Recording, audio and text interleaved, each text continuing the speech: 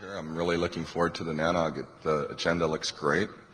I want to open it up, say welcome, and turn it over to the various people who are going to speak to you this morning. I did want everyone to take notice of the hosts, Merritt and Arbor, and we'll have some words from those folks in a second. But we want to thank them for helping us put this all together, and I wanted to thank all of you for coming out and supporting the NANOG crew out here. So with that, welcome to NANOG 47, and Betty has something to say.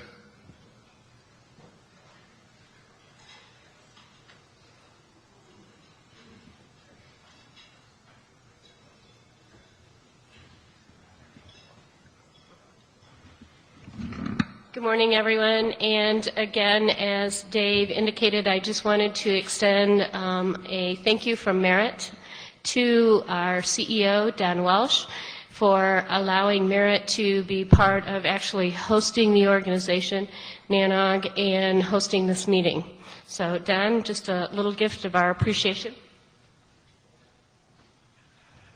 This is the traditional host award.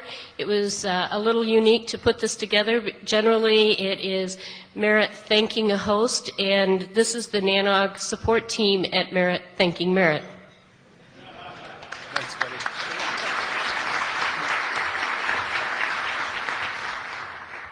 We also couldn't have done this meeting without our co-host. Lisa Quimby has done a tremendous amount of work in putting together the other parts of the hosting responsibility, and this is truly a recognition of Merritt to Arbor Networks for their partnership. So Farnham and Lisa.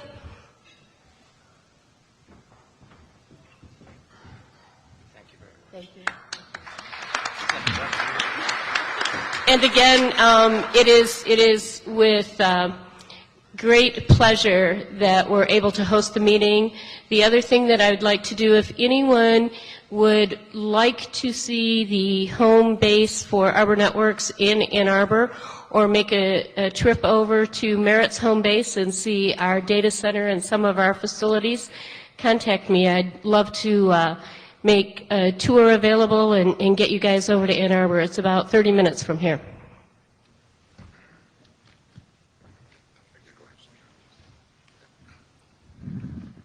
So now we're going to have a few words from our hosts. So Don Welch.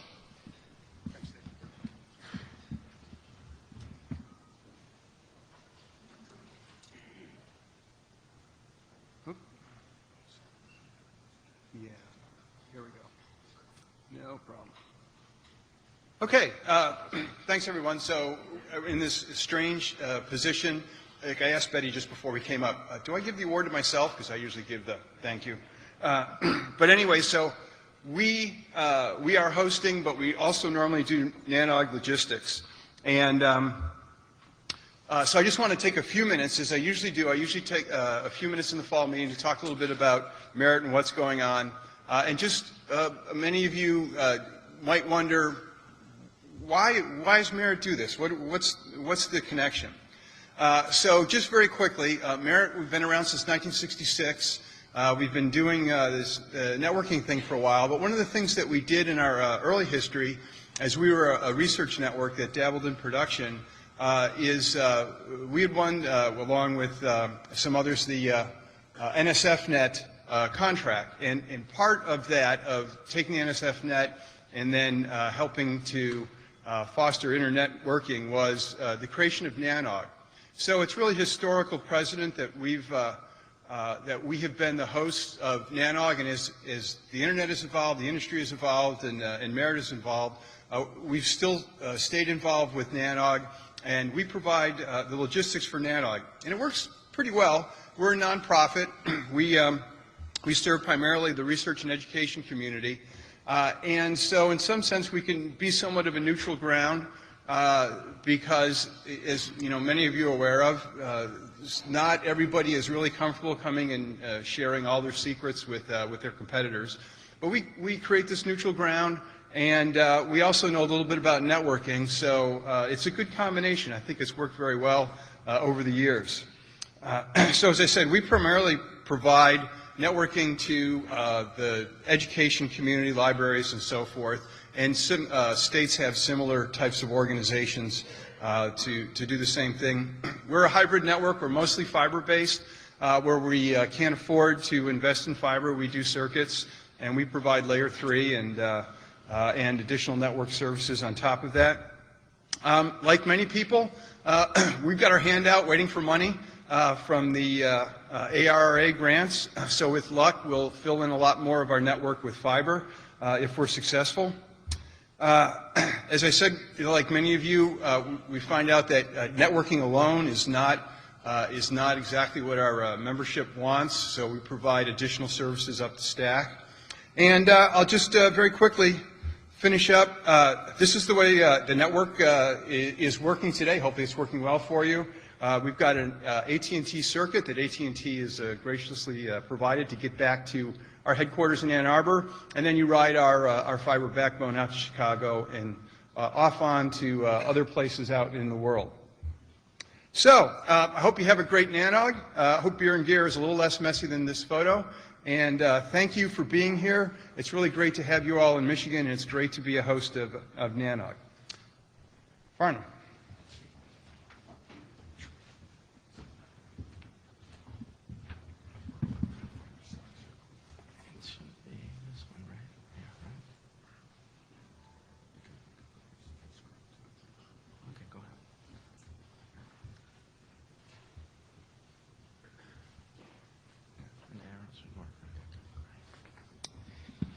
Thank you very much, Don.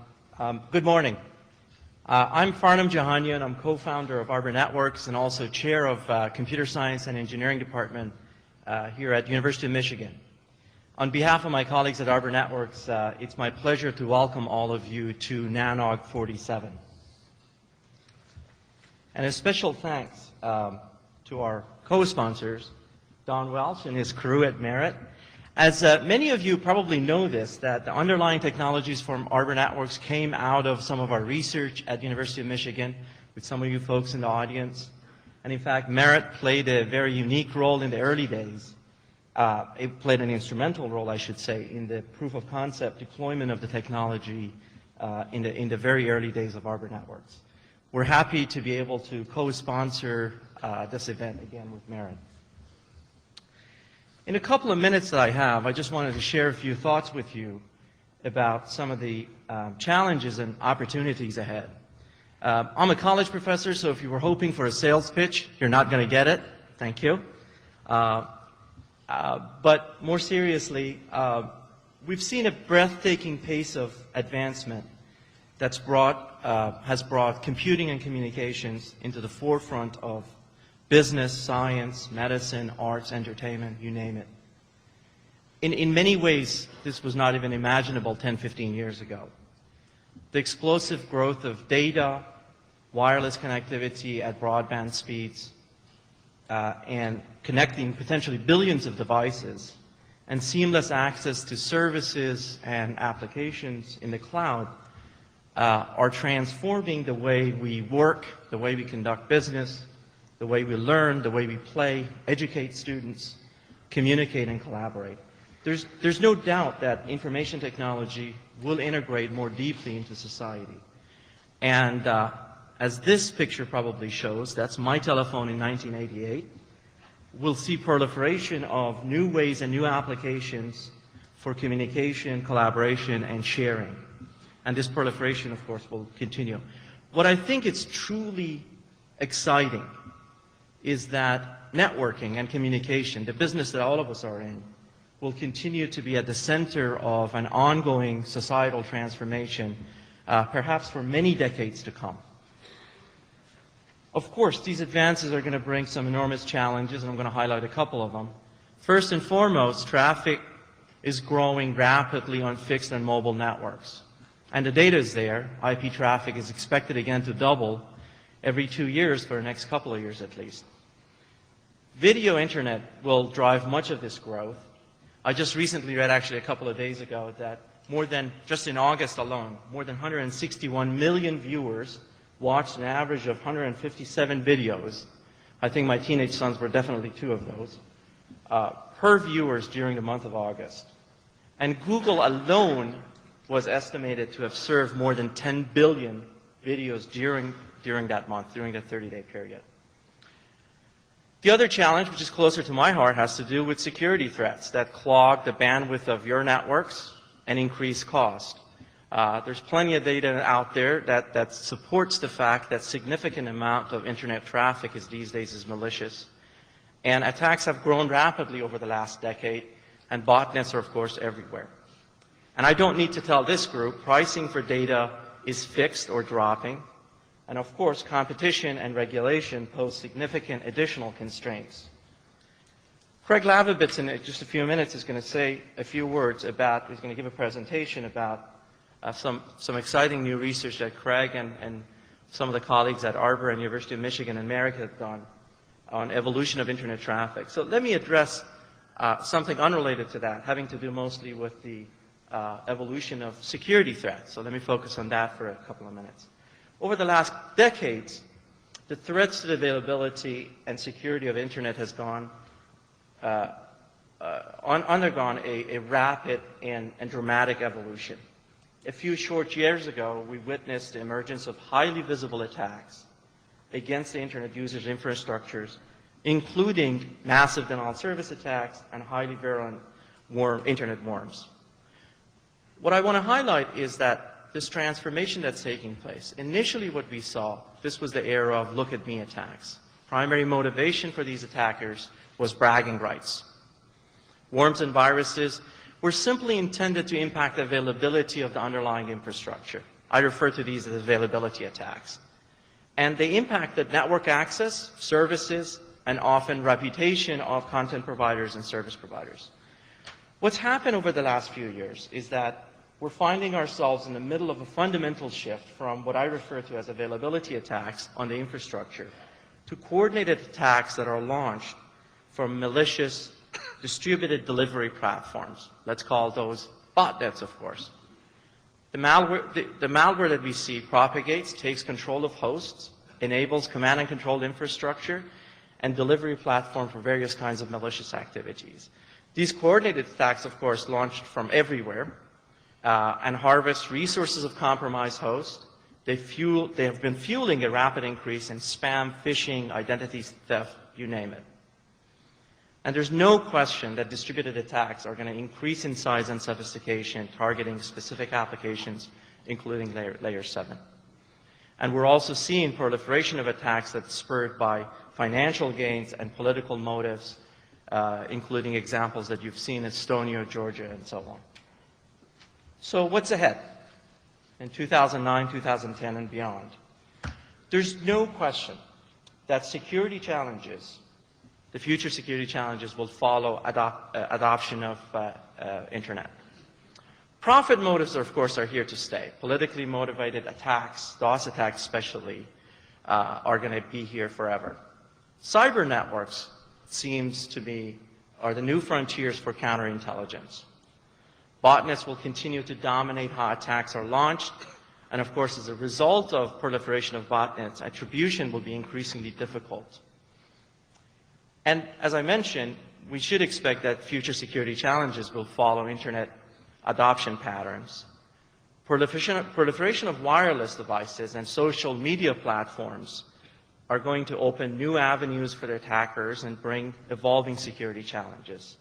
And of course, as all of us talk about cloud, protecting the cloud infrastructure is going to be key to long-term adoption of the new cloud model. So I want to leave you on one message. Probably what's most important here is that collaboration is going to be needed more than ever before. NANOG, with its long history of over the past couple of decades, is a terrific example of collaborative nature of the work that this community does and the collaboration that's taken place over the last 2 decades.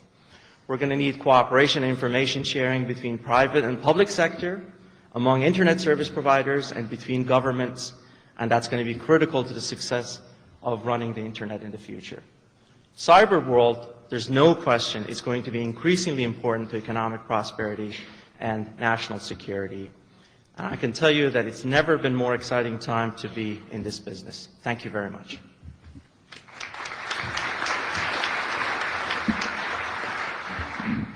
Well, thank you guys.